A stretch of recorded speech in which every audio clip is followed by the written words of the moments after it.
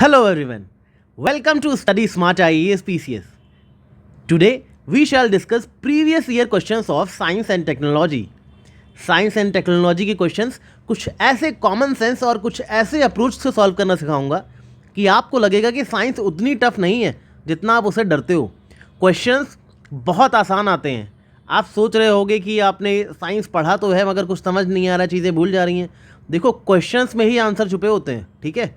और इस तरह से याद करना सिखाऊंगा, इस तरह से सॉल्व करना सिखाऊंगा कि आप सोचोगे कि साइंस इतना आसान हो सकता है। और याद रखना, ये अगर सीखने के बाद भी आप एग्ज़ाम में क्वेश्चन गलत करके आए, ठीक है, तो फिर बहुत तगड़ा इलाज करूँगा मैं आप लोग का, ठीक है। इसलिए ऐसी गलती कर मत देना। और अभी फटाफट जाओ कमेंट में और लिखो cut off is going to be below 80, my marks is greater than 120, ठीक है। हमेशा एग्ज़ाम में कट ऑफ के आसपास स्कोर करने की कोशिश मत करना। आप टारगेट लेके जाओ 120 स्कोर करने का कम से कम, और 120 से स्कोर कोई भी स्टूडेंट नहीं करेगा जो ये वीडियो देख रहा है, ठीक है। सब कमेंट में लिखो I am going to score 120, और ऐसे ही लिख देने से ना चीज़ें सच हो जाती हैं। तो just go and write I am going to score 120। 120 से नीचे मुझे मार्क्स चाहिए ही नहीं। 80 90 जिनको कट ऑफ के पास रहना है और रहें, आप स्टडी स्मार्ट के स्टूडेंट्स हो, आपके मार्क्स 120 होने चाहिए, ठीक है। So let's begin with the today's analysis. अब सबसे पहला क्वेश्चन देखो, बायोटेक्नोलॉजी लिखा हुआ है, membrane bioreactors are often discussed in the context of assisted reproductive technologies, drug delivery nano technologies, vaccine production technologies, waste water treatment technologies, ठीक है। अब सिंपल सा एक ट्रिक देखो, एक मतलब सिंपल सी ट्रिक क्या है, एकदम कॉमन सेंस की चीज़ है, ठीक है। मेम्ब्रेन लिखा हुआ है, क्या लिखा है, मेम्ब्रेन। मेम्ब्रेन का मतलब क्या होता है पता है? झिल्ली कह सकते हो आप, जो छन्नी होती है इस तरह की। जैसे आपके घर में आरओ लगा होगा, राइट। आरओ फिल्टर, किसके घर में आरओ फिल्टर लगा है? अब तो सबके घर में ही होता है, राइट। तो आरओ में जो फिल्टर लगा है उसके अंदर मेम्ब्रेन्स लगती हैं, राइट, ताकि जो पानी है वो छन जाए, राइट। पानी को छानने के लिए मेम्ब्रेन लगी होती है, पानी क्लीन करने के लिए, ठीक है। उसमें कार्बन वगैरह होता है, कार्बन फिल्टर होते हैं, राइट, कार्बन मेम्ब्रेन होती है वो। वैसे ही कोई बायो रिएक्टर की मेम्ब्रेन बनाई गई है, मतलब ज़रूर किसी चीज़ की सफाई के लिए बनाई गई होगी मेम्ब्रेन, किसी चीज़ को छानने के लिए, ठीक है। तो देखो, इसमें ऐसा कौन सा ऑप्शन है जिसमें किसी चीज़ की सफाई वगैरह की बात हो रही है, ठीक है, या वाटर को ट्रीट करने की बात हो रही है। मेम्ब्रेन तो तभी लगती है ना, जैसे आरओ में लगती है वाटर को क्लीन करने के लिए। तो वैसे ही कोई मेम्ब्रेन वाली चीज़ है, ठीक है। अब क्या रिप्रोडक्शन में कहीं लगेगी क्या मेम्ब्रेन? हो ही नहीं सकता। तो कॉमन सेंस से गलत कर दो। ड्रग डिलीवरी करनी है तो उसके लिए मेम्ब्रेन लगाओगे क्या? किसी को ड्रग पहुंचाना है बॉडी में तो मेम्ब्रेन लगा के ड्रग पहुंचाओगे? ड्रग में कुछ वेस्ट वगैरह है क्या? ऐसा तो हो नहीं सकता। वैक्सीन प्रोडक्शन टेक्नोलॉजीज़, यहाँ पे भी कोई काम नहीं है। अब लास्ट ऑप्शन जैसे ही देखोगे ना, वेस्ट वाटर ट्रीटमेंट टेक्नोलॉजीज़। अब देख रहे हो, इतना आसान ऑप्शन यूपीएससी ने दिया है। अब अगर आप ये देखते ही डर गए मेम्ब्रेन बायोरिएक्टर से मैंने पढ़ा ही नहीं, क्योंकि मैंने करंट अफेयर्स नहीं पढ़ा था साइंस का, ठीक है, ऐसी थॉट्स एग्जाम में आने मत देना खुद को। आप सोचना कि आप आंसर मेरे सामने ही है, मुझे बस डिकोड करना है। अगर उस टाइम डरोगे नहीं ना तो आपको ध्यान आ जाएगा कि हाँ, मेरे आरओ में भी तो मेम्ब्रेन लगी होती है, ठीक है, चेंज करने आते हैं हर बार। तो उस चीज़ को ध्यान देके ये क्वेश्चन सॉल्व हो सकता है, राइट। आपको कुछ भी नहीं पता था इसके बारे में, फिर भी आपने सॉल्व कर लिया। That's why I say common sense plus confidence equals to success, right. This is the basic approach you are going to apply in all the subjects, and trust me, you will nail it and you will thank me after the examination. कोई trick की ज़रूरत नहीं है, कोई hack की ज़रूरत नहीं है, किसी फालतू के ऑनली देख के और फैक्ट देख के काटने की ज़रूरत नहीं है। ये सब चीज़ें नहीं काम करती। UPSC is going to be getting smarter day and day by day, ठीक है। तो आपको क्या करना है, आपको बेसिक अप्रोच लगाना है। Aerial metagenomics best refers to which of the following situations? Number 1, collecting DNA samples from the air in a habitat at one go. Number 2, understanding the genetic makeup of avian species of a habitat. C, using airborne devices to collect blood samples from moving animals. And D, sending drones to inaccessible areas to collect plant and animal samples from land surface and water bodies. अब question देखो, as I said question में ही answer छुपा होता है। पहला word क्या है, aerial. Aerial मतलब समथिंग रिलेटेड टू एयर ही होगा, ठीक है, कुछ हवाई बातें चल रही हैं, राइट। एरियल मतलब इतना समझ आ रहा है, बेसिक समझ आ रहा है ना। एरियल मतलब कुछ एयर से रिलेटेड कुछ बातें हो रही हैं, राइट। एरियल मतलब एयर। और मेटाजेनोमिक्स, आपको नहीं पता कि एरियल मेटाजेनोमिक्स क्या होता है, बट आप बेसिक वर्ड को तो डिसाइफर कर सकते हो ना। एरियल मतलब एयर, मेटाजेनोमिक्स मतलब जीनोम लिखा हुआ है, मतलब कुछ डीएनए वगैरह की बात हो रही होगी, जीनोम वगैरह की, तो डीएनए वगैरह की बात हो रही होगी। तो ऐसा कौन सा स्टेटमेंट है जिसमें एयर और डीएनए दोनों है? डीएनए और एयर, ऐसा किसी और में नहीं है, दोनों चीज़ एक साथ, ठीक है। तो याद रखना कि डीएनए और एयर, एरियल मेटाजेनोमिक्स, फटाक से ये क्वेश्चन सॉल्व कर देना, नीचे बढ़ने की ज़रूरत ही नहीं है, ठीक है।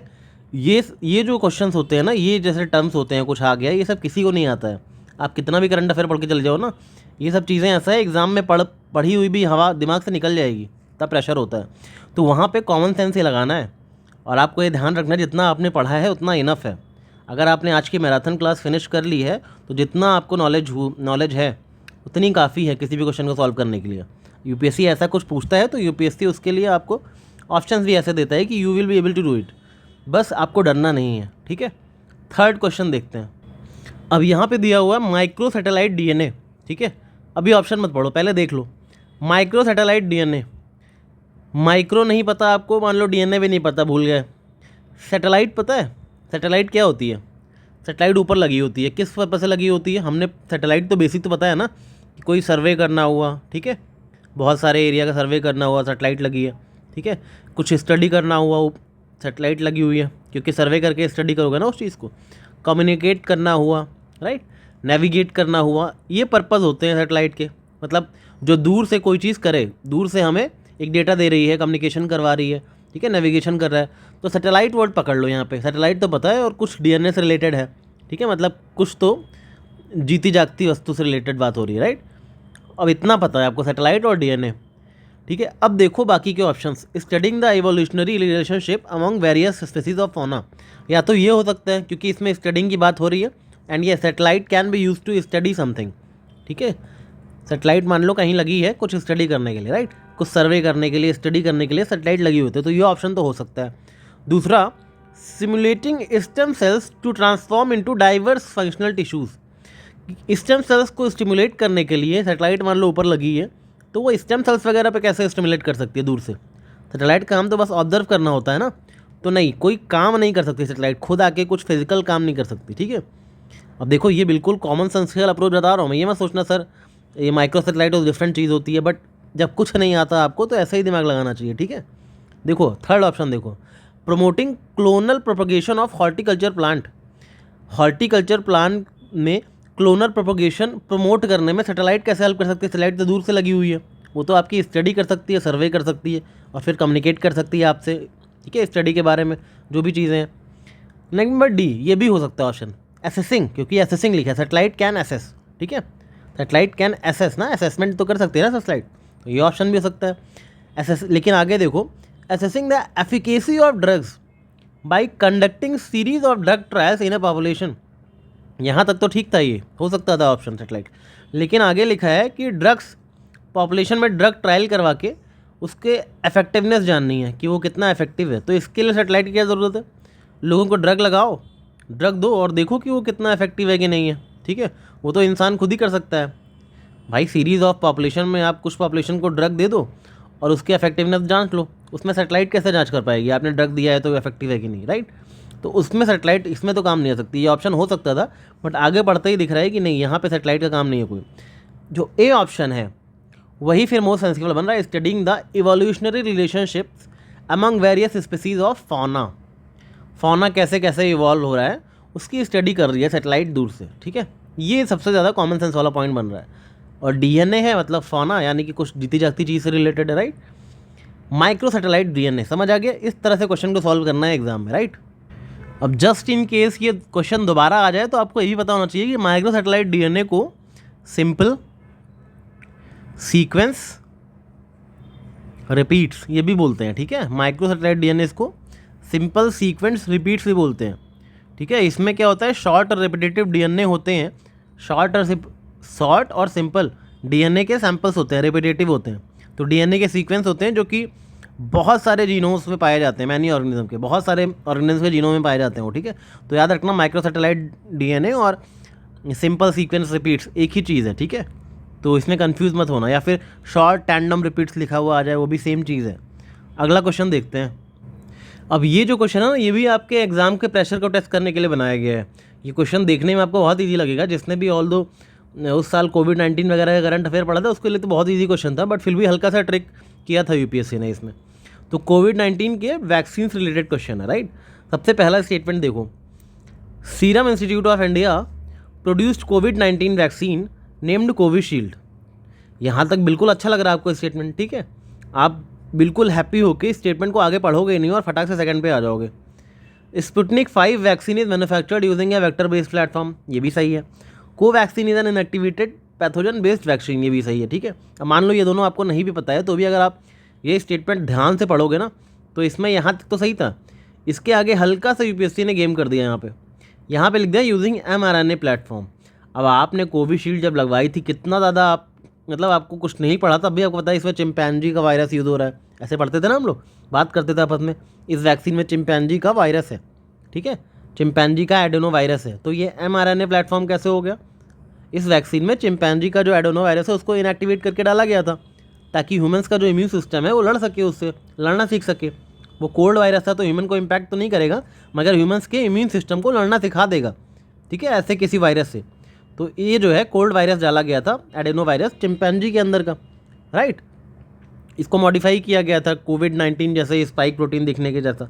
तो ये जो है mRNA प्लेटफॉर्म तो बिल्कुल नहीं थी कोविड-19, इतना पता है आपको। जैसे ही फर्स्ट स्टेटमेंट गलत करते हैं आप ना, आपका आंसर आ जाता है। आपको ये दोनों नहीं भी पता होता स्पुतनिक और कोवैक्सीन के बारे में, फिर भी आपको कोविड-19 की कोविशील्ड के बारे में तो पता था ना, सबने मोस्टली इंडिया में कोविशील्ड ही लगवाई थी, राइट। तो ये बहुत सिंपल सा क्वेश्चन था, ये गलत करना आप एफर्ट, ऐसे क्वेश्चन गलत करना एफर्ट नहीं कर सकते एग्जाम में। Next question is regarding which one of the following statements best describes the role of B cells and T cells in the human body, ठीक है। अब देखो B cells and T cells, वैसे तो आपको पता होना चाहिए क्या स्टैटिक पढ़ा है तो, ठीक है। मान लो नहीं, भूल गए आप, ठीक है, तो कैसे करोगे? सेल तो पता है ना, सेल क्या होती है, सेल क्या होती है? बेसिक फंडामेंटल बिल्डिंग ब्लॉक होती हैं आपको बॉडी का, राइट। फंडामेंटल बिल्डिंग ब्लॉक होती हैं आपके बॉडी का। इनका प्राइमरी फंक्शन होता है कि आपकी बॉडी के ऑर्गेनिज्म को सर्वाइव करना सिखाएं, ठीक है, फंक्शन करना सिखाएं। तो सेल का ये सब काम होता है, बेसिक फंक्शन यही है, ठीक है, कि बॉडी को कैसे सर्वाइव करना है, कैसे फंक्शन करवाना है बॉडी को, बॉडी की ग्रोथ कैसे होगी, ये सब चीज़ें फंक्शन सेल के होते हैं, ठीक है। अब देखो कौन सा सटीक बैठ रहा है इन चीज़ों में, राइट। यहाँ पे पहला ऑप्शन है दे protect the body from environmental allergens, चलो ये हो सकता है, ठीक है, सेल कर सकती है, मान लो ऐसा। सेकंड देखो, they alleviate the body's pain and inflammation, body में दर्द हो रहा है और इन्फ्लेमेशन हो रहा है, इसमें इसको कम करने के लिए सेल का तो कोई खास रोल होगा नहीं कि बॉडी में भाई पेन हो रहा है, दर्द हो रहा है शरीर में, तो सेल दर्द को कम कर रही है, राइट, ऐसा तो नहीं है। सेल का काम है बेसिक फंक्शन प्रोवाइड करवाना, बॉडी को प्रोटेक्ट कर सकती है बाहर की चीज़ों से, लेकिन पेन वगैरह कम करने के लिए सेल का कोई वो काम नहीं है, राइट। सी देखो, they act as immunosuppressant in body, मतलब बॉडी में इम्यून सिस्टम को ही ख़त्म करने का काम करती है सेल, ऐसा थोड़ी है। सेल तो इम्यून सिस्टम को बढ़ाती है ना, इम्यून सिस्टम को सप्रेस थोड़ी कर देगी सेल। तो सी तो बिल्कुल काट दो, तो बी और सी तो कट गया। बी बहुत ज़्यादा जेनरिक लग रहा है और सी तो बिल्कुल ही गलत है। डी देख लो, they protect the body from diseases caused by pathogens. अब अगर आपको कुछ भी नहीं पता है तो आपको 50-50 तक तो ले ही आया मैं, ठीक है, ए और डी में से आपको चूज़ करना है। अब ये आपकी एग्जाम डे कॉलिंग होगी कि आप क्या चुनते हो, ठीक है। एनवायरमेंटल एलर्जेंस से सेल प्रमोट करेगी, ये ज़्यादा सही लग रहा है, या डिजीजेस कॉज्ड बाई पैथोजेंस से प्रमोट करेगी, ये ज़्यादा सही लग रहा है। मैं होता तो मुझे तो भाई यही सही लगता कि डिजीजेस कॉज्ड बाई पैथोजेंस, ठीक है। यहाँ पे बॉडी सेल करती है क्योंकि वो पैथोजेंस बाहर से आते हैं तो सेल्स उनसे लड़ती हैं, राइट। तो ऑब्वियसली इम्यून सिस्टम का काम ही यही होता है, बाहर से कोई पैथोजेंस आ रहे हैं तो सेल उनसे लड़ रही है, तो ये ज़्यादा सही लगता है मुझे। बाकी आपको अगर ये सही लगता है ये मार देते, बट 50-50 तक तो आ जाओगे। वैसे बेसिकली आपको बी सेल्स और टी सेल्स पता होना चाहिए क्योंकि बेसिक साइंस का कॉन्सेप्ट है। ये बी सेल्स और टी सेल्स होती क्या है? ये basically 2 types of white blood cells हैं, WBC पढ़े हो ना, वही हैं। इनको क्या बोलते हैं? लिम्फोसाइट्स बोलते हैं, लिम्फोसाइट्स। और ये बॉडी के इम्यून सिस्टम के लिए बहुत ज़्यादा ज़रूरी होती हैं। अब अगर इतना ही पता होता ना कि बॉडी के इम्यून सिस्टम के लिए ज़रूरी होती हैं तो आप तुरंत ये इतना मार देते, ठीक है, कॉज बाई पैथोजेंस, ठीक है।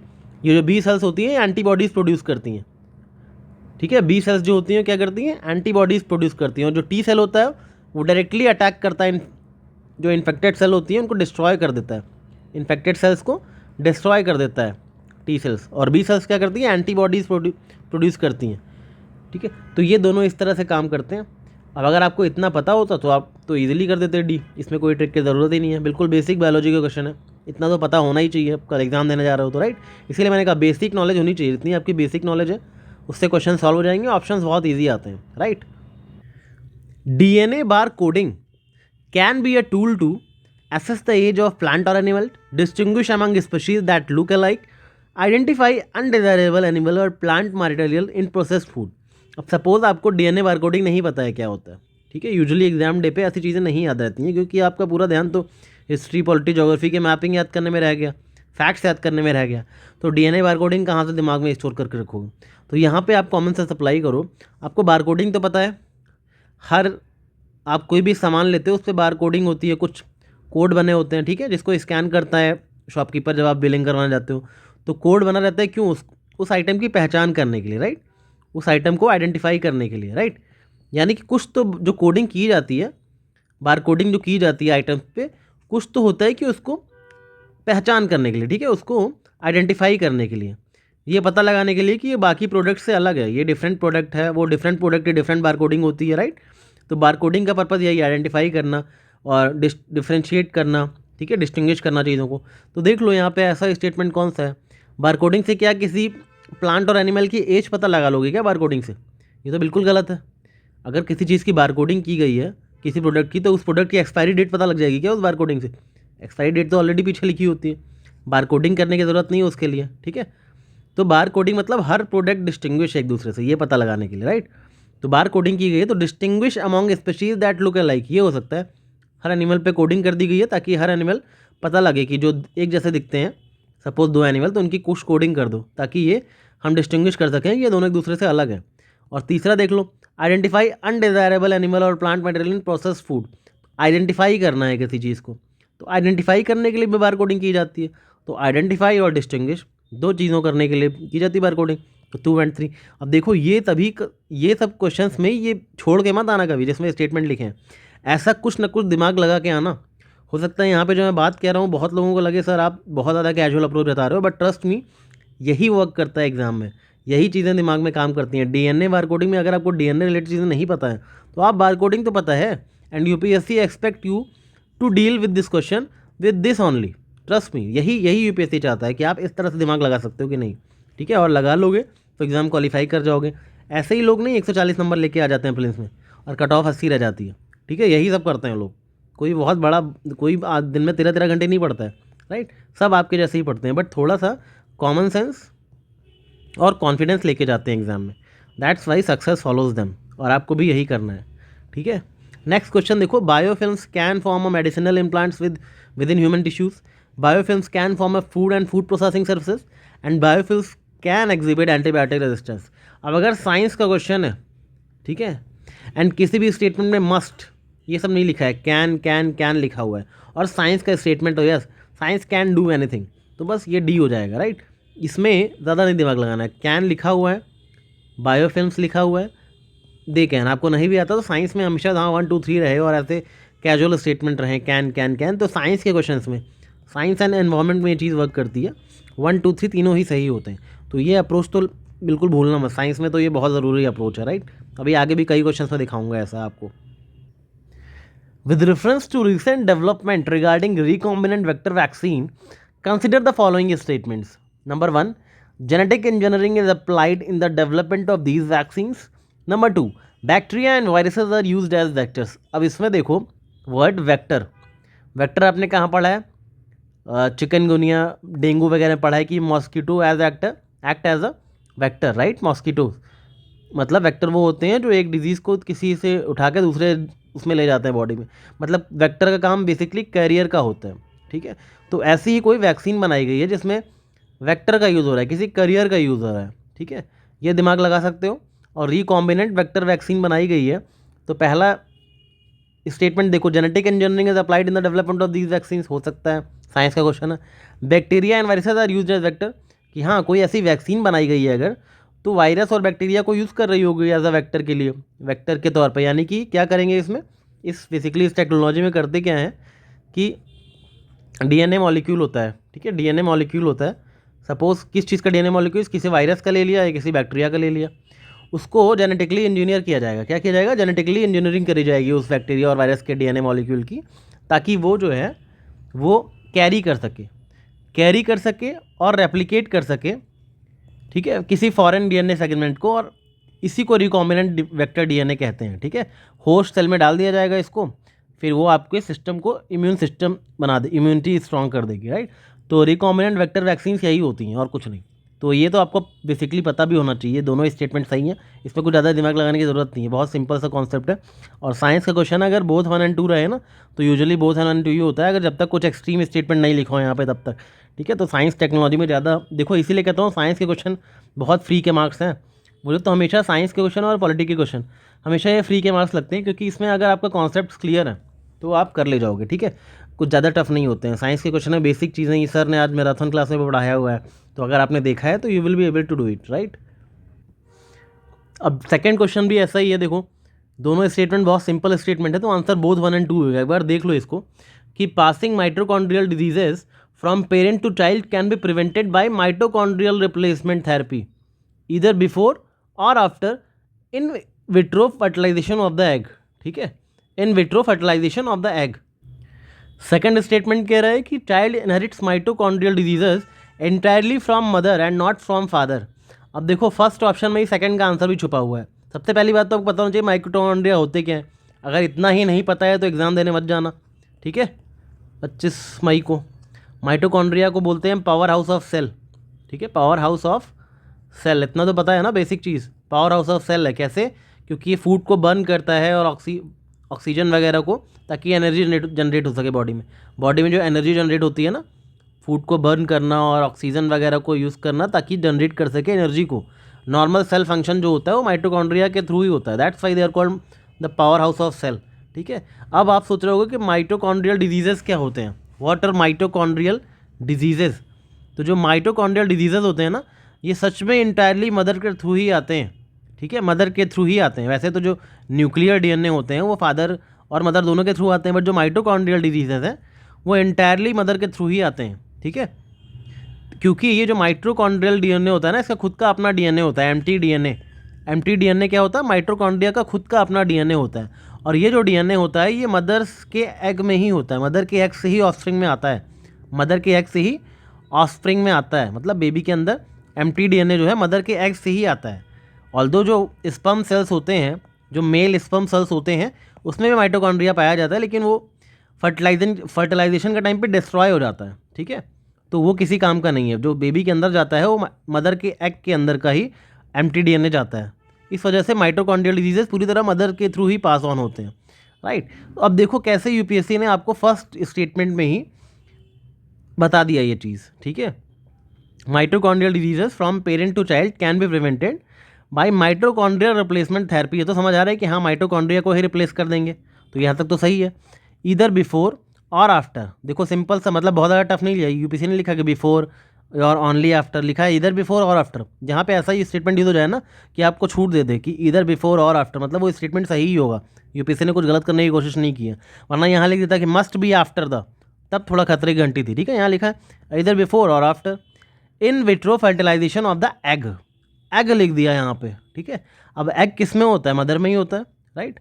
तो एग ये यहाँ पे ये स्टेटमेंट लिखा, अगर आपने इसको सही मान लिया सेकंड अपने आप से ही होगा, क्योंकि एग का जो है इन विट्रो फर्टिलाइजेशन के बाद या पहले किया जा रही है थेरेपी, ठीक है, यानी कि एग की थेरेपी हो रही है, एग में रिप्लेस किया जा रहा है इसको, राइट।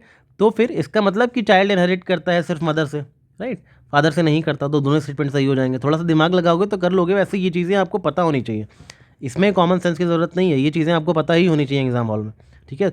इसलिए आगे मैं सिर्फ वही क्वेश्चन करवाऊंगा जहाँ कॉमन सेंस की ज़रूरत हो, नॉट ऑल चीज़ में आपको पढ़ाई की ज़रूरत है, ठीक है। अब जैसे ये क्वेश्चन है, ये आपको पता होना चाहिए, right. Bacteria, virus, fungi which of the above can be cultured artificial synthetic medium. अब अगर आपको ये बैक्टीरिया और फंजाई नहीं पता है, वायरस तो पता है, वायरस तो इतना पढ़ा था ना कोविड-19 के टाइम पे कि वायरस को एक होस्ट चाहिए खुद को रिप्रोड्यूस करने के लिए, ठीक है, वो बिना होस्ट के खुद को रिप्रोड्यूस नहीं कर सकता, रेप्लिकेट नहीं कर सकता बिना होस्ट के।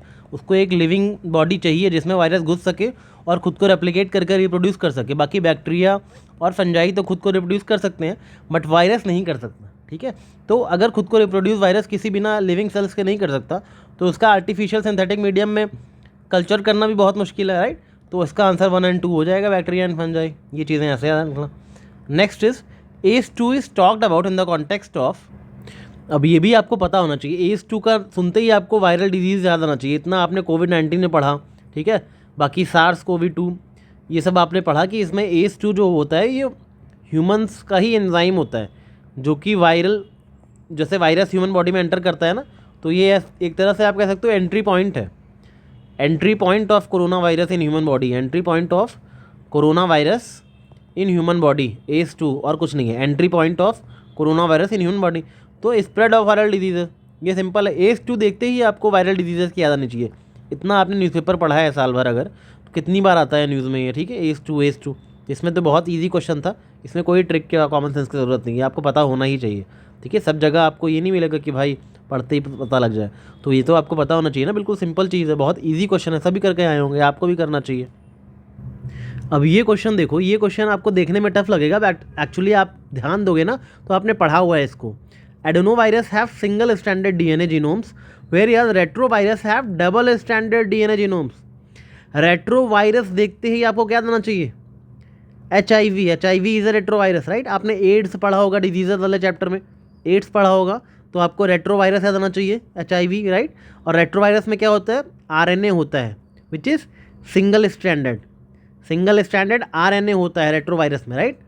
तो ये इतना पता है अगर आपको, तो आप ये क्वेश्चन सही कर लोगे, क्योंकि यहाँ लिखा है retrovirus have double standard DNA। नहीं, रेट्रोवायरस यानी कि RNA which is single standard. ठीक है, तो ये यहाँ पे आपको ये दिमाग लगाना है। और यहाँ लिखा है एडेनोवायरस हैव सिंगल, ये गलत है, ये डबल स्टैंडर्ड DNA होते हैं एडेनोवायरस में। एडेनोवायरस में क्या होते हैं? डबल स्टैंडर्ड DNA होते हैं। ठीक है, तो ये स्टेटमेंट तो गलत हो गया। Second, common cold is some time caused by an adenovirus where AIDS is caused by retrovirus. बिल्कुल सही है, एडिनोवायरस से आपको रेस्पिरेटरी डिजीजेज भी होते हैं एडिनोवायरस वगैरह से। ठीक है, कॉमन कोल्ड वगैरह जो होती है, कंजक्टिवाइटिस होता है, गैस्ट्रोइंटेस्टाइनल इन्फेक्शंस होते हैं, जो कॉमन डिजीजेज होते हैं वो सब एडिनोवायरस से होते हैं, which is double standard DNA। ठीक है, while AIDS is caused by retrovirus. ठीक है, अब देखो UPSC अगर आपको ना एक दूसरे में हिंट भी देता है, ऊपर लिखा है रेट्रोवायरस, अगर आपको ये नहीं भी याद आ रहा है तो ये सेकंड स्टैंडर्ड पढ़ोगे आपको याद आ जाएगा। अगर आपने एक बार भी एड्स पढ़ा हुआ है ना, तो आपको याद आ जाएगा, हाँ भाई एड्स तो रेट्रोवायरस से होता था, और हमने तो कुछ RNA जैसा पढ़ा था, सिंगल स्टैंडर्ड। ठीक है, HIV में। तो बस इतना अगर याद आ गया तो ये क्वेश्चन कर ले जाओगे, बहुत ज़्यादा टफ क्वेश्चन नहीं है, 2 ओनली इसका आंसर होगा। ठीक है, अब नेक्स्ट इज ये बोलगार्ड 1 बोलगार्ड 2, ये तो आप पढ़ते ही रहते हो कि जेनेटिकली मॉडिफाइड क्रॉस में होता है। ठीक है, इसका ही नाम है जेनेटिकली मॉडिफाइड क्रॉप प्लांट्स में जो बैक्टीरियाज होते हैं ना, ये वही उन्हीं को नाम दिए जाते हैं। ये इस तरह से देख लेना इसको। अब जैसे ये दोनों ना GM कॉटन की वैरायटीज़ हैं, राइट। और इसमें GM कॉटन की वैरायटीज़ में कॉटन में कौन सा बैक्टीरिया यूज होता है? आपने पढ़ा होगा, 1000 बार पढ़ा होगा, लेकिन एग्जाम में आएगा तो भूल जाओगे, इसलिए एक बार फिर से देख लो, बैसिलस thuringiensis। ठीक है, इसलिए इसको BT बोलते हैं, BT कॉटन। BT का इसी का फुल फॉर्म है बैसिलस thuringiensis। ठीक है, ये क्या करता है आपको? BT कॉटन को जो है बॉलवॉर्म पेस्ट वगैरह से प्रोटेक्ट करता है, राइट। तो ये इतनी चीज़ें आपको पता होनी चाहिए। बोलवर्ड 1 और बोलवर्ड 2 टेक्नोलॉजीज मॉडिफाइड कॉटन की क्रॉप है। ठीक है, next question is what is important of using pneumococcal conjugate vaccines in India? First, these vaccines are effective against pneumonia as well as meningitis and sepsis. ठीक है, यहाँ पे इतना तो UPSC चेक नहीं करेगा कि ये वैक्सीन कौन कौन से डिजीजेस पे अफेक्ट करे, तो यूजुअली ये सही ही होगा। ठीक है, these vaccines are effective against pneumonia as well as meningitis sepsis. ठीक है, हो सकता है हो इफेक्टिव, हमें क्या पता, वैक्सीन है। अगर आपने नहीं पढ़ा है तब बता रहा हूँ, पढ़ा है तब तो समझ लोगे कि हाँ है। Dependence on antibiotics that are not effective against drug resistant bacteria can be reduced. Obviously अगर वैक्सीन बन गई है तो आपका एंटीबायोटिक्स पे डिपेंडेंस कम हो जाएगी उस वैक्सीन के बनने के बाद, क्योंकि वैक्सीन यूज़ हो जाएगी तो डिजीज़ होगा ही नहीं, वैक्सीन लगवा के घूमेंगे लोग। ठीक है ना।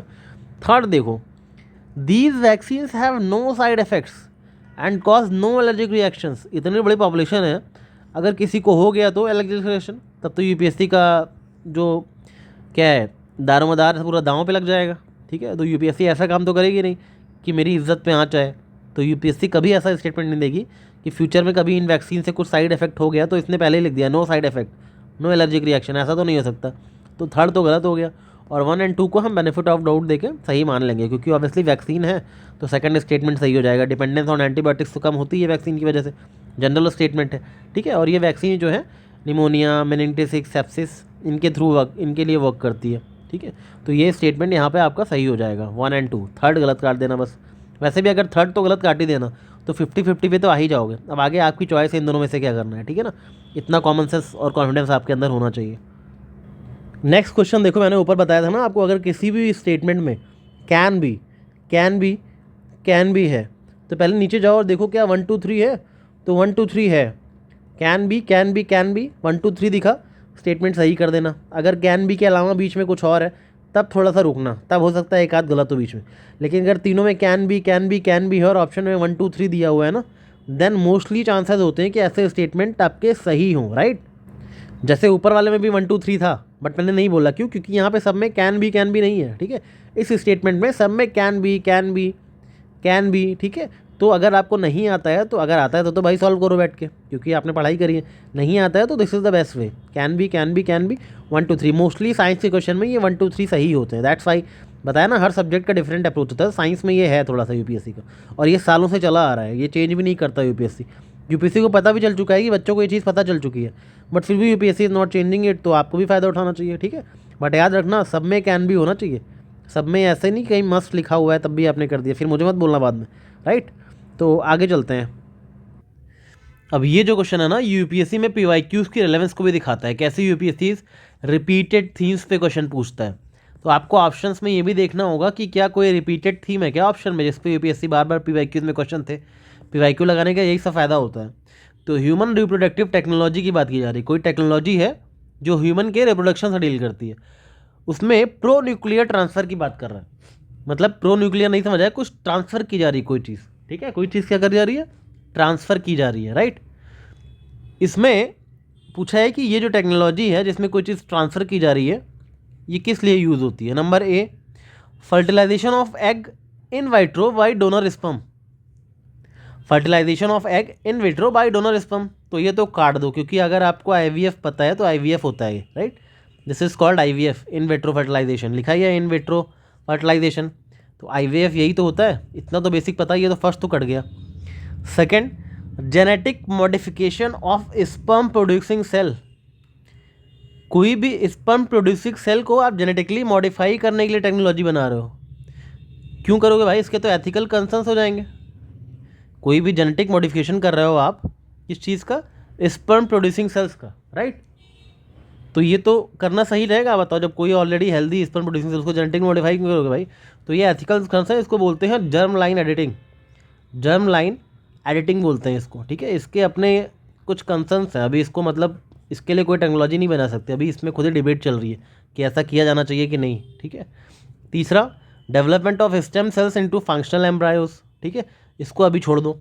फोर्थ देखो, prevention of mitochondrial disease in offspring. अभी मैंने आपको बताया था कि माइटोकॉन्ड्रियल डिजीजेस कहाँ से आते हैं? मदर से आते हैं। उसके लिए क्या यूज़ होता है? माइटोकॉन्ड्रियल रिप्लेसमेंट थेरेपी यूज़ होती है। रिप्लेसमेंट थेरेपी, माइटोकॉन्ड्रिया को रिप्लेस किया जाता है। रिप्लेस किया जाता है मतलब कोई चीज़ ट्रांसफ़र होती होगी कहीं से कहीं, ठीक है। तो वही देखो, ट्रांसफ़र और माइटोकॉन्ड्रिया रिपीटेड थीम भी है यूपीएससी की, तो हो सकता है यही ऑप्शन हो। सबसे ज़्यादा क्लोज ऑप्शन यही लगेगा आपको फिर, और आप यही सही करके आगे मूव ऑन कर जाना, ज़्यादा सोचना नहीं है, ठीक है। वैसे मैं आपको बता दूं कि जो माइटोकॉन्ड्रिया रिप्लेसमेंट थेरेपी होती है ना, ये इसीलिए होती है कि माइटोकॉन्ड्रियल डिजीज़ को ऑफस्प्रिंग्स में पहुंचने से बचाया जाए, जो बच्चा है उसमें माइटोकॉन्ड्रियल डिजीज़ ना पहुंचे। तो इसमें क्या किया जाता है? जो न्यूक्लियर डीएनए होता है, न्यूक्लियर डीएनए जो होता है उसको फर्टिलाइज एग्स जो होते हैं ना, फर्टिलाइज एग, जो फर्टिलाइज एग होते हैं, फर्टिलाइज एग किसके? इंटेंडेड पेरेंट्स के, जिनको माँ बाप बनना है, उन पेरेंट्स के फर्टिलाइज्ड एग को डोनर एग में ट्रांसफ़र किया जाता है, ठीक है। डोनर के एग में, जो डोनर है, ठीक है, डोनर के एग के न्यूक्लियर डीएनए में ट्रांसफ़र किया जाता है, ठीक है, क्योंकि उनके पास हेल्दी माइटोकॉन्ड्रिया है, राइट। डोनर के पास हेल्दी माइटोकॉन्ड्रिया है, तो वहाँ से डोनर का न्यूक्लियर डीएनए निकाल दिया जाएगा और इनका वाला ट्रांसफ़र करके डाल दिया जाएगा। इसकी वजह से क्या होगा? अब उन जो एम्ब्रायो होगा, ठीक है, उसके पास पेरेंट का ही जेनेटिक मटेरियल होगा और हेल्दी माइटोकॉन्ड्रिया होगा, ठीक है, पेरेंट्स का ही क्या होगा, पेरेंट्स का जेनेटिक मटेरियल होगा उसमें और हेल्दी माइटोकॉन्ड्रिया होगा। तो माइटोकॉन्ड्रियल रिप्लेसमेंट थेरेपी इसे ही बोलते हैं, ठीक है। इसकी जो टेक्नोलॉजी मैंने बताई, इस टेक्नोलॉजी को बोलते हैं असिस्टेड रिप्रोडक्टिव टेक्नोलॉजी, ठीक है। तो हो सकता है यही पूछ ले कि असिस्टिव रिप्रोडक्टिव टेक्नोलॉजी क्या होती है, तो माइटोकॉन्ड्रियल रिप्लेसमेंट टेक्निक होती है माइटोकॉन्ड्रियल डिजीजेस को बचाने के लिए। तो ये ऑप्शन देखते ही आपको कोई चीज़ ट्रांसफ़र की जा रही है कहीं से कहीं, तो मतलब माइटोकॉन्ड्रिया को रिप्लेस किया जा रहा है, बस इसको देख के आपको पता जाना चाहिए, ठीक है। Next is Cas9 protein is often mentioned is news related to. Next question तो भाई बहुत ईजी है, जैसे Cas9 प्रोटीन है तो बिल्कुल बायोटेक्नोलॉजी का बेसिक है, जिसने थोड़ा सा भी पढ़ा उसको पता है कि ये मॉलिक्यूलर सीजर्स यूज़ होती हैं, ठीक है, which is targeted used in targeted gene editing, gene को एडिट करने के लिए कैंची की तरह काटने में काम आता है ये प्रोटीन, ठीक है। Cas19 प्रोटीन याद रखना। कौन सी टेक्नोलॉजी का नाम क्या है, इसका पूरा नाम क्या है, CRISPR, ठीक है, CRISPR एसोसिएटेड प्रोटीन 9, ठीक है। ये एक तरह का एंजाइम है जो कि फंक्शन करता है as a pair of molecule scissors to cut DNA को कट करने के लिए, ठीक है। इतना याद रखना बस इसको, और ये बहुत बेसिक है, जिसने एक बार पढ़ा है ना उसको पता होगा। नेक्स्ट देखो, आरएनए इंटरफेरेंस टेक्नोलॉजी के बारे में बोला गया है कि क्यों पॉपुलर हो रही है। अब यहाँ भी कैन बी है, ठीक है, इसमें नहीं है बट इन तीनों में है। तो अगर यहाँ पे 1 2 3 4 होता ना, तो अगर सब में कैन बी होता तो आप 1 2 3 4 मार देते, मगर किसी एक में कैन बी नहीं भी है तो देख लो यहाँ पे मतलब कुछ गड़बड़ है, कुछ झोल झाल तो है, और नीचे 1 2 3 4 भी नहीं दिया है, ठीक है। तो देखो कैसे सॉल्व करोगे। It is used in developing gene silencing therapies, ठीक है, चलो नहीं पता। It can be used in developing therapies for the treatment of cancer, can भी है तो इट कैन बी, ठीक है। ट्रीटमेंट ऑफ कैंसर में आरएनए टेक्नोलॉजी यूज़ हो सकती है भाई, कैंसर तो बहुत बड़ा डिजीज़ है ना, तो ऐसी कोई टेक्नोलॉजी यूज़ करनी पड़ेगी। It can be use to develop hormone replacement therapy. अब हार्मोन को रिप्लेस करना इतनी कोई बहुत बड़ी बात नहीं है आजकल के ज़माने में। हार्मोन पता है कैसे, इंजेक्शन लगा के भी रिप्लेस हो सकते हैं, क्रीम लगा के हार्मोन इंजेक्ट कर दिया जाता है। अगर आप थोड़ा साइंस पढ़ी है और थोड़ा जानते हो, लोग हार्मोन्स वगैरह के लिए क्या, लोग तो कुछ भी आजकल कोई मतलब ड्रिंक पी ले रहे हैं हार्मोन को लेने के लिए, ठीक है। तो इतना कोई बहुत बड़ी टेक्नोलॉजी नहीं यूज़ होनी है हार्मोन को रिप्लेस करने के लिए बॉडी में। तो हार्मोन रिप्लेसमेंट थेरेपी कोई ऐसी थेरेपी नहीं है, ठीक है। आजकल हर गली चौराहे में तो दुकानें खुल गई हैं आपके हार्मोन्स को चेंज करने के लिए, ठीक है। तो हार्मोन रिप्लेसमेंट कोई इतना बड़ा वो नहीं है। थर्ड तो काट दो, थर्ड काटती है, आपके पास 1 बचा और ये ए और डी में से एक ऑप्शन बचा। बाकी ए और डी में देखो, it can be use to produce crop plant that are resistant to virtual position, हो सकता है क्यों नहीं होगा। तो आप बस थर्ड काटो और 1 2 4 कर दो, ठीक है। इसमें थोड़ा सा आपको पता भी होना चाहिए आरएनए टेक्नोलॉजी का क्या क्या यूजेज हैं, तो बस यूजेज ही दिए हुए हैं, ठीक है। तो बस इसमें ये ध्यान रखना कि हार्मोन तो नहीं होगा। तो थर्ड काट के 2 ऑप्शन बचेगा, और जो सेकंड है उसमें कैन भी यूज हुआ है ट्रीटमेंट कैंसर जैसी बीमारी का, तो 2 तो होगा ही, और 1 और 4 तो है ही दोनों में। तो बस 2 का देखना था, तो ये ऑप्शन आ जाएगा, ठीक है। 18 का हो गया आपका। नेक्स्ट इज 19 देखते हैं। अब 19 जो क्वेश्चन है, इससे ये सीख मिलती है, यूपीएससी में कभी भी आना कि ये चीज़ लेबोरेटरी में बनाई जा सकती है, तो वो आपको सोचने में मजबूर कर रहा है ताकि आप स्टेटमेंट गलत कर दो, ठीक है। आपको लगेगा हाँ लेबोरेटरी में ऐसी चीज़ें की जा सकती हैं, तो यूपीएससी जहाँ पे लिखे ना it can be made in laboratories, ऐसा लेबोरेटरी में लाके कर सकते हो आप, तो वो हमेशा गलत ही होगा ऐसे स्टेटमेंट, ठीक है। यहाँ पे देखो लिखा है कि कौन सा स्टेटमेंट इज़ नॉट करेक्ट। अब मैंने यहाँ पे बोला कि नॉट करेक्ट पूछा है, और मैंने आपको बोला कि कैन बी लेबोरेटरी बोले तो गलत कर देना। तो आपको सोचना चाहिए कि कैन बी लेबोरेटरी बोल रहा है सर, अगर लेबोरेटरी में किसी ने कोई चीज़ कर दिया तो तब क्या करोगे आप, ठीक है। क्योंकि मैंने बहुत से लोगों को बोलते सुना कि इट कैन बी लेबोरेटरी हो तो गलत काट देना, मगर कभी किसी ने कैन बी लेबोरेटरी में कुछ कर दिया तो क्या करोगे, यूपीएससी का तो क्वेश्चन गलत हो जाएगा, राइट। तो आप देखो कि जहाँ भी लिखा रहेगी लेबोरेटरी में ये चीज़ हो सकती है, वो मोस्टली सही होगी, ठीक है, मोस्टली वो सही ही मानी जाएगी, ठीक है, कि it can be done in laboratory. इसलिए हमेशा दिमाग लगाना कि क्या ये चीज़ अगर कल को किसी ने लेबोरेटरी में प्रूव कर दी तो यूपीएससी क्या करेगा फिर, ठीक है। तो इसलिए इसमें जो बाकी 3 स्टेटमेंट है ना, यहाँ पे यही है, it can be done in laboratories, can be done in a laboratory, can be made in laboratory, तो ये तीनों सही होंगे, ठीक है। नॉट करेक्ट कौन सा होगा जिसमें ये नहीं लिखा है, क्योंकि ये तीनों तो सही हो गए, तो ए जो है वो आपका गलत हो जाएगा स्टेटमेंट। इस तरह से इन क्वेश्चन को सॉल्व करना है, राइट। अब डिफेंस रिलेटेड क्वेश्चन में जैसे ये क्वेश्चन है एक्सरसाइज मित्र शक्ति। अब अगर आपको पता है किस कंट्री के बीच में हुई थी, कहाँ हुई थी, बहुत स्पेसिफिक है, फैक्चुअल नेचर क्वेश्चन ना, अगर पता है तो कर लोगे, ना ऐसा क्वेश्चन को छोड़ देना, बिल्कुल नहीं परेशान नहीं होना। करंट अफेयर्स पढ़ा है और पता है कि इनके बीच के थी, यहाँ पे हुई थी, तब कर देना, वरना इसका कोई इलाज नहीं है। ठीक है, ये तो बिल्कुल ही मतलब कॉन्सेप्ट बेस्ड क्वेश्चन नहीं है, फैक्चुअल क्वेश्चन में कुछ नहीं कर सकते। ठीक है, अब यहाँ पे बोला है कि ये जो है इनमें से 5th जनरेशन फाइटर एयरक्राफ्ट कौन सा है। 5th जनरेशन पता है, मोस्ट एडवांस्ड फाइटर एयरक्राफ्ट की बात कर रहा है। तो इंडिया में अभी मोस्ट एडवांस फाइटर क्राफ्ट इनमें से कोई भी नहीं है। ये एक बन रहा है अभी, अंडर डेवलपमेंट है, HAL-AMCA, ये बन रहा है इंडिया में 5th जनरेशन एयरक्राफ्ट। ठीक है, बाकी जो रफायल है ये 4.5 जनरेशन एयरक्राफ्ट है।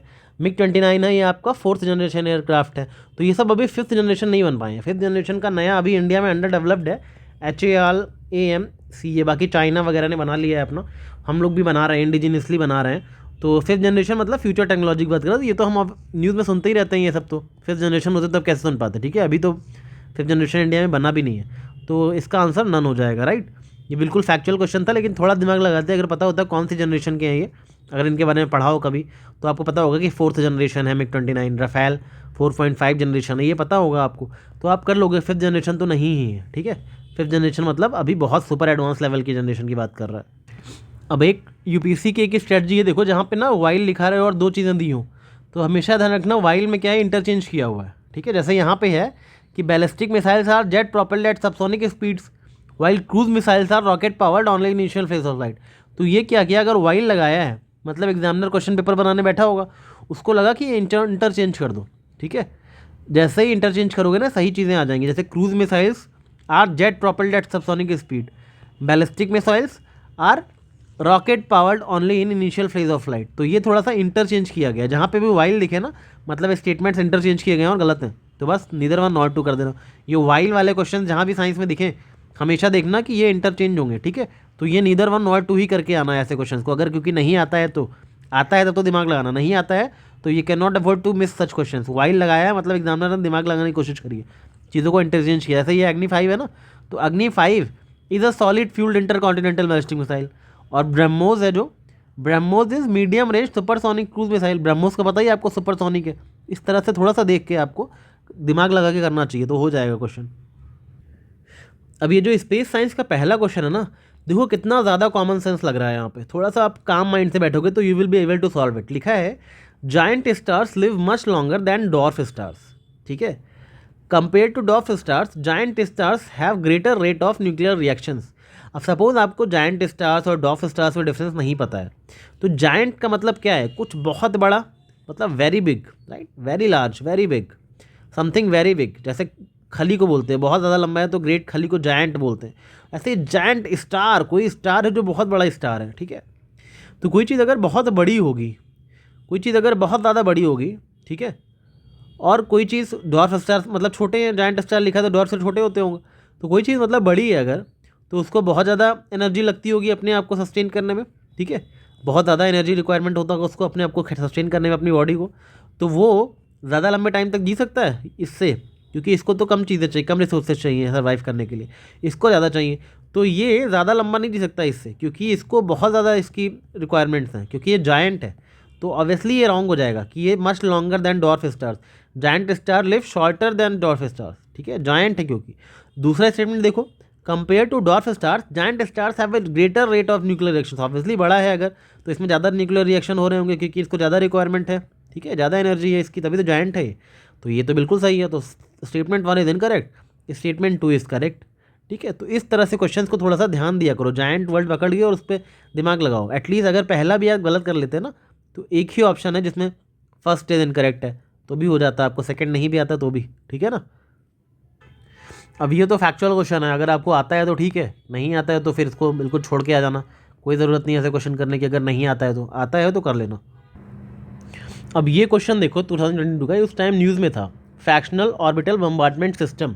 एक्चुअली ये चाइना जो है टेस्टिंग कर रहा है, एक न्यू मिसाइल सिस्टम की टेस्टिंग कर रहा है चाइना।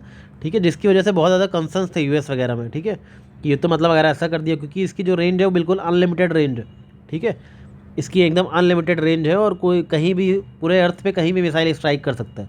पूरे अर्थ पे कहीं भी इस सिस्टम के थ्रू आप मिसाइल को स्ट्राइक कर सकते हो। लेकिन सपोज अब आपने कहीं पे भी ये करंट अफेयर नहीं पढ़ा और आपको एग्जाम में क्वेश्चन आ गया, then how will you approach this question. Let's see, fractional orbital bombardment system. सबसे पहले एक ऑर्बिट वर्ड पकड़ लो, ऑर्बिट पकड़ लो। ठीक है, ऑर्बिट पकड़ लो और बम्बार्डमेंट पकड़ लो। पहले तो ऑर्बिट देखो किस में है, इसमें से यहाँ पे कहीं ऑर्बिट है, नहीं है। इसमें कहीं, इसमें है ऑर्बिट, ठीक है, तो इसको अभी छोड़ दो। और इसमें है ऑर्बिट, इसको छोड़ दो। यहाँ है ऑर्बिट, इसमें भी नहीं है, तो मतलब ए और डी तो बिल्कुल काट दो, ठीक है। ऐसे क्वेश्चन में जिसमें की टर्म लगे ना, उसमें की टर्म पकड़ा भी करो। ऑर्बिट की बात खाली बी और सी ही कर रहे हैं, ठीक है। और दूसरा वर्ड देखो बम्बार्डमेंट। अब इसमें देखो बी और सी में से बम्बार्डमेंट के क्लोज ज़्यादा कौन है? पहला तो ये space craft land on another planet after making several orbital motion. एक स्पेस क्राफ्ट है, उसने बहुत ऑर्बिटल मोशन किए और किसी दूसरे प्लैनेट पे लैंड कर गया। इसमें बम्बार्डमेंट जैसा तो कुछ है नहीं। सी देखो, a missile is put into stable orbited around the earth and D orbits over A target on the earth. कोई टारगेट है अर्थ पे और मिसाइल की बात हो रही है, मिसाइल टारगेट कर रही है अर्थ पे किसी जगह को, मतलब बम्बार्डमेंट की बात यहाँ पे हो रही है, ठीक है। ऐसे काम माइंड से क्वेश्चन को पढ़ोगे ना और कॉमन सेंस लगाओगे ना, तो आपने कुछ भी करंट अफेयर ना पढ़ा हो चाहे, अपने पे 100% फेथ रखना that I will be able to do it, ठीक है। ये सी ऑप्शन ऐसे निकल आएगा। आपको नहीं पता था फिर भी कि चाइना टेस्ट कर रहा है यूएस के कंसर्न से, ऑल्दो न्यूज़ में रहता है बहुत ज़्यादा ये चीज़ें, बट नहीं आता तो क्या करोगे? करना तो पड़ेगा ना, एग्ज़ाम तो पास करना है, मेंस तो लिखना है, तो फिर ऐसी चीज़ें करनी पड़ेंगी एग्ज़ाम में, ठीक है। और देखो कोई इलॉजिकल बात तो बोली नहीं मैंने, ऑर्बिट सिर्फ इन दोनों में है वर्ड और बम्बार्डमेंट सिर्फ यहाँ हो रहा है, ठीक है ना। तो this is going to be your final scape to deal with such questions, okay. ये फटाफट इसको करो। अब ये क्वेश्चन तो बिल्कुल फैक्चुअल है।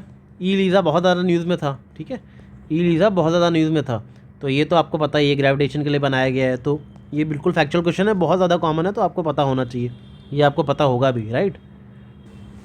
अब ये क्वेश्चन भी बिल्कुल कॉमन सेंस वाला है कि सैटेलाइट की इमेजेस, रिमोट सेंसिंग का डेटा किन चीज़ों में यूज़ हो सकता है। सैटेलाइट का मैंने बताया किसी चीज़ सर्वे करने के लिए, किसी चीज़ को एक्सेस करने के लिए, ठीक, कम्युनिकेट करने के लिए, नेविगेट करने के लिए यूज़ होती है। मतलब यहाँ पे सैटेलाइट का काम देखो, chlorophyll content in the vegetation of specific location.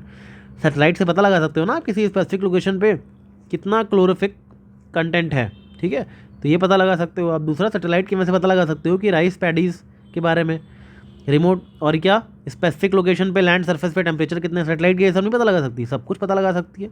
Specific location पे सैटेलाइट कुछ भी पता लगा सकती है। तो 1 2 3 तीनों सही हो गए, राइट। साइंस में जहाँ पे 1 2 3 दिया करे एक बार देख लिया करो कि तीनों सही होने के चांसेस तो नहीं है, ठीक है। अब ये भी क्वेश्चन था, ये थोड़ा सा फैक्चुअल नेचर का है, बट आप थोड़ा सा अगर पता होता कैसे ये चीज़ें वर्क करती हैं, अगर दो ब्लैक होल्स मर्ज करेंगे तो क्या होगा, ग्रेविटेशनल वेव्स प्रोड्यूस होंगी, ठीक है, उसमें से निकलेंगी ग्रेविटेशनल वेव्स, तो ग्रेविटेशनल वेव्स डिटेक्ट की गई थी। इस तरह से चीज़ों को आप, ये जो ई लीज़ा ऊपर बताया था आपको, इसी से रिलेटेड है, ठीक है, ग्रेविटेशनल वेव्स से रिलेटेड, तो ये चीज़ें थोड़ा सा आप देख लेना। अब ये आईटी कम्युनिकेशन रिलेटेड क्वेश्चंस देखते हैं। पहला तो बिल्कुल फैक्चुअल है, अगर आपको पता है मेटावर्स क्या होता है then you will be able to solve it, otherwise you won't be able to solve it, ठीक है, कोई इसकी ट्रिक नहीं है। सेकंड देखो, यहाँ कॉमन सेंस लगेगा, किस एक्टिविटी के लिए रडार्स का यूज़ कर सकते हैं। रडार्स का यूज़ क्या आप नारकोटिक्स के आइडेंटिफिकेशन पे कर सकते हो। एयरपोर्ट वगैरह पे कुछ पैसेंजर्स हैं, ठीक है, उनमें किसने किसने नारकोटिक लिया हुआ है, इसका पता लगा सकते हो रडार से, ठीक है। मॉनिटरिंग ऑफ प्रेसिपिटेशन का पता लगा सकते हो। Tracking the migration of animals का पता लगा सकते हो रडार से। रडार सब कुछ पता लगा, रडार से क्या नहीं कर सकते हो आप, ठीक है।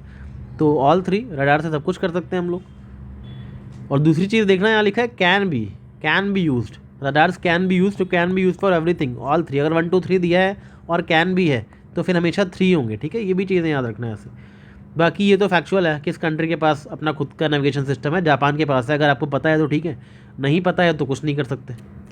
अब ये जो है ना बहुत ही कॉमन आपके डेली यूज चीज़ों में यूज़ होने वाला क्वेश्चन है, तो बिल्कुल इसको गलत मत करना है ऐसे क्वेश्चन को। जैसे ये लिखा है शॉर्ट रेंज डिवाइसेस, इसमें से कौन से शॉर्ट रेंज डिवाइसेस हैं, ठीक है। पहला है क्लोज सर्किट टेलीविजन, ये पता है क्या है, सीसीटीवी। इसलिए हर चीज़ का ना फुल फॉर्म वगैरह पता करके रखा करो जो आपके आसपास चीज़ें हैं। सीसीटीवी क्या है, बिल्कुल शॉर्ट रेंज का डिवाइस है ना, बिल्कुल शॉर्ट रेंज में होती है इसकी वेव्स वगैरह, तो सिक्योरिटी पर्पज़ के लिए यूज़ होता है। रेडियो फ्रिक्वेंसी आइडेंटिफिकेशन, ये क्या होता है, कपड़े लेने कहीं जाते हो मॉल वगैरह में, तो टैग लगे होते हैं, तो वो टैग क्यों लगे होते हैं, अगर आप उसको चोरी करके भागो तो RFID आपको मतलब पकड़ लेगा, ठीक है। टेक्नोलॉजी होती है, कुछ वेव्स होती हैं जो कि उसमें लगे हुए टैग्स को आइडेंटिफाई कर लेती हैं, तो RFID वो होता है, ठीक है। तो ये भी शॉर्ट रेंज के लिए ही है, ठीक है, शॉर्ट रेंज के लिए ऑब्वियसली है। वायरलेस लोकल, आप जो वाईफाई यूज़ करते हो, इंटरनेट, बिल्कुल शॉर्ट रेंज के लिए करते हो एक कमरे ऑफिस में, तो तीनों ही शॉर्ट रेंज के डिवाइसेस हैं, ठीक है। तो ऐसी जो कॉमन यूज़ वाली चीज़ें उनके बारे में थोड़ा सा पढ़ लिया करो। 1 2 3 तीनों सही होंगे, ठीक है। शॉर्ट रेंज डिवाइसेस कौन कौन से हैं, तीनों ही शॉर्ट रेंज डिवाइसेस हैं। अब वेब 3.0 का दिया है, मतलब वेब कोई एडवांस लेवल के वेब की बात कर रहा है, तो वेब 3.0 कोई टेक्नोलॉजी है जो कि लोगों को इनेबल करती है अपना डेटा कंट्रोल करने के लिए। इसमें कोई बहुत एक्सट्रीम चीज़ तो लिखी नहीं है, तो you can consider it right. ठीक है, नहीं पता है तो पता है, फिर तो सोच समझ के करना। लेकिन वैसे देखो तो वेब 3.0 किसी इमर्ज, किसी बहुत ज़्यादा इवॉल्व टेक्नोलॉजी की बात लग रही है। तो मतलब लोग अपना डेटा कंट्रोल कर सकते हैं वेब 3.0 में। दूसरा, in the web 3.0 there can be block based social network, तो 1 और 2 दोनों सही होगा, कैन भी लिखा है तो सही होगा, हो सकता है। Web 3.0 operated by users collectively rather than A corporation, users collectively rather than A corporation. यहाँ रिस्क लेना है आपको कि 1 और 2 तो सही है, लेकिन साइंस एंड टेक का क्वेश्चन है और 1, 2, 3 दिया है, तो हो सकता है तीनों सही हो। साइंस एंड टेक में अगर 1 और 2 सही कर ले जाओ और तीसरे में डाउट हो और 1, 2, 3 ऑप्शन में दिया हुआ है, तो हमेशा 1, 2, 3 ही चुनना। ठीक है, ये मैंने आपको कई क्वेश्चन में ऊपर दिखा दिया कि 1, 2, 3 कितना रेलेवेंस है साइंस एंड टेक में। ठीक है, तो इसको तो हमेशा याद रखना, ये बहुत मोस्ट फेमस ट्रिक भी है साइंस टेक के क्वेश्चंस की। तो जैसे नीचे वाले में भी देख लो, कैन, ठीक है, तो 1, 2, 3 ही हो गया। ठीक है, आउटलुक, मेल और फॉर्म्स एंड सैस, तो मोस्टली अगर ऐसी कोई टेक्नोलॉजी दी है और 1, 2, 3 ऑप्शन है, तो ये तो मतलब आंख बंद करके आप 1, 2, 3 कर देना, सही हो जाएगा। नहीं सही होगा तो सोच लेना कि मतलब किस्मत ही खराब थी आज। ठीक है, वो अलग बात है, बट मोस्टली साइंस के क्वेश्चन में ही है सिर्फ, ये नहीं पॉलिटी में जाके सब में 1, 2, 3 करा है। ठीक है, ऐसा मत कर देना कि पॉलिटी में गया और हिस्ट्री में गया तो 1, 2, 3 दिया है तो सर ने बोला था चलो जय श्री राम, ऐसा मत करना। ठीक है, 1, 2, 3 जो है ये एक ही में आएगा, साइंस के क्वेश्चन में काम करता है, कभी कभी एनवायरनमेंट में भी करता है, अभी दिखाऊंगा एनवायरनमेंट के PYQs में जब करेंगे तब। ठीक है, अभी ये क्वेश्चन देखो, क्यूबिट पता है ना, क्यूबिट क्यों किस में यूज होता है, क्वांटम में यूज होता है। पहले बात तो दोनों सुनने में भी एक जैसा लग रहा है, क्यू क्वांटम। ठीक है, सिंपल है, जो अभी आप कंप्यूटर यूज़ करते हो उसमें क्या यूज़ होती हैं, बिट्स यूज़ होती हैं। ठीक है, बिट्स यानी कि 0 और 1 के फॉर्म में चीज़ें यूज़ होती हैं, और क्वांटम में क्या यूज़ होगा, क्यू बिट्स यूज़ होंगी। ठीक है, एक ही टाइम पे 0, 1, 1, 1, ठीक है, 1, 0, 0, 0 कुछ भी हो सकता है एक ही टाइम पे। ठीक है, तो क्वांटम कंप्यूटिंग इसीलिए बहुत ज़्यादा फास्ट होगी क्योंकि इसमें एक टाइम पे कई सारे पोजीशंस हो सकती हैं बिट्स की। तो क्यूबिट यानी क्वांटम, देखने में भी एक जैसा ही लग रहा है, इसको तुरंत सही कर देना। ठीक है, तो बाकी IT कम्युनिकेशन थोड़े फैक्चुअल क्वेश्चन रहते हैं। ठीक है, जैसे ये है, आरोग्य सेतु, कोविन, डिजी लॉकर, दीक्षा, अबव और built on the top source digital platforms. ठीक है, विच ऑफ द, कौन सा डिजिटल प्लेटफॉर्म्स है on top of open source digital platform, कौन कौन से हैं, तो ये सारे ही ओपन सोर्स डिजिटल प्लेटफॉर्म है, 1, 2, 3, 4। ठीक है, ये आपने यूज़ भी किया होगा, डिजी लॉकर, कोविन यूज़ किया था कोविड के टाइम पे, आरोग्य सेतु, सभी ओपन सोर्स डिजिटल प्लेटफॉर्म है। इसमें दिक्कत क्या है, ठीक है। अब इसमें देखो, पब्लिक की इंफ्रास्ट्रक्चर की बात हो रही है। ठीक है, पब्लिक की इंफ्रास्ट्रक्चर, कहीं पे अगर की वर्ड यूज़ हुआ है मतलब चाबी की बात हो रही है। चाबी क्यों यूज़ करते हो आप, सिक्योरिटी के लिए यूज़ करते हो। ठीक है, पब्लिक की, कहीं पे की लगा दी गई है, की ज़रूरत पड़ेगी तो सिक्योरिटी के लिए यूज़ होगा वो की। ठीक है, डिजिटल सिक्योरिटी के लिए करोगे कि फूड सिक्योरिटी के लिए करो, इन दोनों में तो है नहीं की सिक्योरिटी की बात। फूड सिक्योरिटी के लिए किसी चाबी की ज़रूरत तो है नहीं, इसके लिए तो खाना भिजवाना पड़ता है घर में, उसके लिए आपको क्या राशन भेजना पड़ता है, सरकार को राशन वगैरह देती है, राइट। तो यहाँ पर डिजिटल सिक्योरिटी की बात हो रही होगी, इंफ्रास्ट्रक्चर की। ठीक है, ये भी देख लेना कि डिजिटल सिक्योरिटी में ही आपको पब्लिकली अगर कोई ऐसी फैसिलिटीज़ है, डिजी लॉकर है, वो क्या है, पब्लिक की इंफ्रास्ट्रक्चर है क्योंकि इसमें डिजिटल सिक्योरिटी दी गई है आपको, राइट। तो डिजिटल सिक्योरिटी इंफ्रास्ट्रक्चर यही है, पब्लिक की इंफ्रास्ट्रक्चर, राइट। बाकी ये VLC का एक फैक्चुअल क्वेश्चन अगर आपको पता है तो you will be able to do it, otherwise you won't be able to do it. ठीक है, ब्लॉकचेन टेक्नोलॉजी का देख लो। पहले तो ऐसा क्वेश्चन देखते ही देखा करो कहीं 1, 2, 3 तो नहीं है। अगर 1, 2, 3 नहीं है तब स्टेटमेंट पढ़ा करो ध्यान से। ठीक है, पहला है, it is the public ledger that everyone can inspect but which no single user control. Blockchain technology अगर आप थोड़ी सी भी पढ़ी है, इतना बिटकॉइन वगैरह का चला था, तो आपको पता है कि हर कोई इंस्पेक्ट कर सकता है, लेकिन कोई सिंगल यूज़र कंट्रोल नहीं करता, इसको सब साथ में कंट्रोल करते हैं। ठीक, कोई सिंगल यूज़र ऐसा कंट्रोल नहीं करता इस टेक्नोलॉजी की। तो बेसिक है, तो पता है ब्लॉकचेन के बारे में सबको। सेकंड देखो, the structure and design of blockchain is such that all the data in it are about cryptocurrency only. क्या इसमें सारा डेटा क्रिप्टो करेंसी के बारे में ही है ब्लॉकचेन में? नहीं, ब्लॉकचेन बहुत वास्ट टेक्नोलॉजी, ऐसा नहीं कि सारा डेटा इसमें सिर्फ क्रिप्टो करेंसी के बारे में ही है। ठीक है, ये तो बिल्कुल गलत हो गया, सेकंड तो काट दो और 1 सही है। अब देखते हैं थर्ड सही है कि नहीं। Applications that depend on basic features of blockchain can be developed without anybody's permission. ठीक है, किसी के परमिशन जरूरत नहीं, जब कोई कंट्रोल ही नहीं कर सिंगल यूज़र तो किसी के परमिशन क्या जरूरत है, जिसको डेवलप करना है एप्लीकेशन वो डेवलप कर लो बेसिक फीचर्स के। ठीक है, तो ब्लॉकचेन के बेसिक फीचर्स कोई एप्लीकेशन डेवलप करना चाहते हैं तो डेवलप हो सकते हैं वो, किसी की परमिशन जरूरत नहीं है क्योंकि कोई सिंगल यूज़र कंट्रोल ही नहीं कर रहा है, तो सही है ना। तो 1 और 3 दोनों सही हो गए। ठीक है, इस तरह से इस क्वेश्चन को कर लेना। अब देखो ये कितना इजी क्वेश्चन है। वियरेबल टेक्नोलॉजी की बात करें, जैसे आप कोई स्मार्ट वॉच हाथ में पहन लेते हो, वियरेबल मतलब पहनने वाला, जैसे स्मार्ट वॉच पहन ली, ठीक है। और आजकल कितनी चीज़ें पहनते हैं लोग अपने हाथ में ट्रैक करने के लिए, कितना रनिंग किया है कितना नहीं किया, ठीक है। तो इस ऐसी चीज़ों से क्या क्या पता लग सकता है। सपोज स्मार्ट वॉच की बात हो रही है, तो स्मार्ट वॉच से किसी की लोकेशन पता लगा सकते हो, बिल्कुल, उसमें लोकेशन का ऑप्शन होता है। स्लीप मॉनिटरिंग का ऑप्शन होता है, ठीक है। हियरिंग इम्पेयर्ड पर्सन को असिस्ट कर सकता है, यस, ऐसे भी डिवाइसेस आ गए हियरिंग इम्पेयर्ड, जो कम सुनाई देता है उनको असिस्ट करने के लिए डिवाइसेस आ गए, ठीक है। वियर कर सकते हैं उन डिवाइसेस को ताकि उनको ज़्यादा सुनाई दे, ठीक है। तो तीनों ही सही हैं, ठीक है। अब डिजिटल सिग्नेचर की बात हो रही है, electronic record that identifies the certifying authority issuing it. Obviously signature है तो फिर कुछ सर्टिफाई करने के लिए होगा, आइडेंटिफाई करने के लिए होगा, और डिजिटल है तो इलेक्ट्रॉनिक रिकॉर्ड होगा, ठीक है। Second, use to serve as proof of identity, बिल्कुल सिग्नेचर है अगर तो प्रूफ ऑफ आइडेंटिटी होगा ना, एक्सेस उसकी इन्फॉर्मेशन जानने के लिए इंटरनेट पे, कि डिजिटल की बात हो रही है। कुछ गलत लगा इसमें, दोनों में कुछ गलत नहीं लगा, बिल्कुल सही स्टेटमेंट है। तीसरा देखो, an electronic method of signing an electronic document, बिल्कुल डिजिटल सिग्नेचर यहीं पे सही कर देना चाहिए आपको। And ensuring that original content is unchanged, ठीक है। डिजिटल सिग्नेचर तभी तो करोगे ना, यही करने के लिए कि आपका ओरिजिनल कंटेंट जो है किसी ने चेंज नहीं किया, आपने डिजिटली उसको साइन कर रखा है। चेंज करोगे तो साइन नहीं रहेगा उस पर आपका, ठीक है। तो 1 2 3 तीनों सही हो गए। तो हमने ICT वाले इनफ क्वेश्चंस देख लिए हैं, राइट। इसमें मोस्टली फैक्चुअल होते हैं, अगर वैसे आएंगे जो काम के होंगे तो आप इस तरह से कुछ लॉजिक लगा के कर लोगे। इमर्जिंग टेक्नोलॉजी में मोस्टली देखना, कंप्यूटर टेक्नोलॉजी वाले में मोस्टली 1 2 3 वाले ही सही होंगे, थोड़ा सा देख के इसको करना। अब कुछ एनर्जी रिलेटेड क्वेश्चंस की बात कर लेते हैं, एनर्जी वालों की। जैसे कि ये है आपका agriculture residue, corn grail, waste water treatment, ठीक है, वुड मिल वेस्ट, कौन सा इसमें सस्टेनेबल एविएशन फ्यूल में यूज़ हो सकता है। अब सस्टेनेबल फ्यूल की बात हो रही है, मतलब कहीं ना कहीं बायोमास वगैरह यूज़ करना होगा, ठीक है, आपने पढ़ा होगा इसको। तो सस्टेनेबल है, अगर एविएशन फ्यूल सस्टेनेबल बना ले, मतलब कुछ इन चीज़ों का यूज़ करना पड़ेगा, खाने पीने वाली चीज़ों का, जो वेस्ट मटेरियल है उनका यूज़ करना पड़ेगा। तो वेस्ट किसी का भी वेस्ट हो, ठीक है, खाने पीने की जो चीज़ें हैं, बायोमास है, वो सब सस्टेनेबल एनर्जी में यूज़ होते हैं, राइट। तो ऑल 4 ऐसी एनर्जी वाले में ना मोस्टली देखना ऑल 4 ही होगा। आपको एक और दिखाता हूँ एनर्जी में, जैसे कि ये देखो, ये क्वेश्चन है, how many of above are considered distributed energy sources. कौन कौन से डिस्ट्रीब्यूटेड एनर्जी सोर्सेज हैं, battery storage, biomass generators, fuel cells, rooftop solar photovoltaic unit, सभी डिस्ट्रीब्यूटेड एनर्जी रिसोर्सेज हैं। इसे पूछना क्या है, ऑल 4 हो गए, ठीक है। बाकी कुछ मिसलेनियस क्वेश्चन देख लो एक दो। अब ये क्वेश्चन देखो, यूपीएससी ने बिल्कुल आपको इसीलिए दिया है ताकि आप कर लो इन क्वेश्चंस को। पहला स्टेटमेंट देखना इसमें, other than those made by humans nano particles do not exist in nature. अब बताओ, नेचर में नैनो पार्टिकल्स एग्जिस्ट ही नहीं करते बोल रहा है। ह्यूमन जब तक नहीं बनाएंगे तब तक नेचर में नैनो पार्टिकल्स एग्जिस्ट ही नहीं कर रहे हैं। There is nothing which humans are making and nature में एग्जिस्ट नहीं कर रहा, सब कुछ नेचर से ही लेके ह्यूमन बना रहा है, ठीक है। तो 1 तो बिल्कुल गलत हो जाएगा आपका स्टेटमेंट। अब 2 और 3 को देखना है, ठीक है। 3 तो सही हो गया क्योंकि 1 नहीं है, मतलब 3 तो दोनों में ही है, तो 3 तो पढ़ना भी नहीं है, 3 तो बिल्कुल सही है। सेकंड देख लो सही है कि नहीं, nano particles of some metallic oxides are used in manufacture of some cosmetics, ठीक है। कुछ मेटल ऑक्साइड्स होंगे, ये भी नहीं लिखा कि ऑल, ये भी नहीं लिखा कि all metallic oxides. Nano particles of some metallic oxides are used in manufacture of some cosmetics. तो सम ठीक है, हो सकता है सही हो क्योंकि टेक्नोलॉजी की बात हो रही है, तो ठीक है 2 और 3 कर देना। तो साइंस के क्वेश्चन को मैंने अटेम्प्ट करने का अप्रोच बता दिया आपको, ठीक है।